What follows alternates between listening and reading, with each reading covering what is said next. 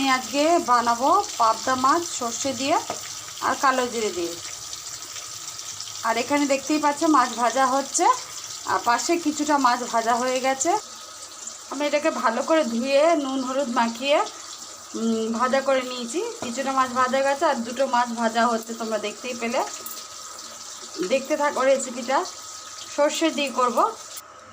দেখো এখানে সর্ষেটা বেটে নিয়েছি, একটা পেস্ট তৈরি করে নিয়েছি জলটা একটু দিয়ে।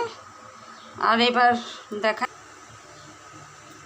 এই যে কড়াতে যে তেলটা আছে এটা মাছ ভেজেছিলাম, আর এতে কালো জিরে দিয়েছি। এবার সর্ষের বাটাটা দিয়ে দেবো, জল দিয়ে যে পেস্টটা বানিয়েছি। এতে কাঁচা লঙ্কা দেবো, আগে একটু হলুদ দিয়ে দিই, হলুদ দিয়ে দিলাম। এবার কাঁচা লঙ্কা দেবো।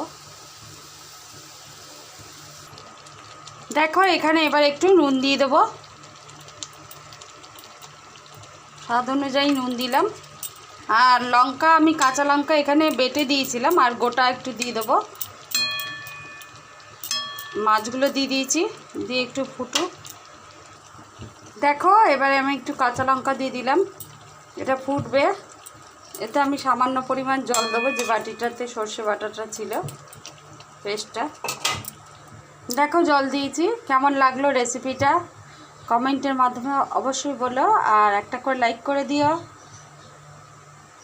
আর যদি কোথাও ভুল ত্রুটি হয় ঠিক করে নিও।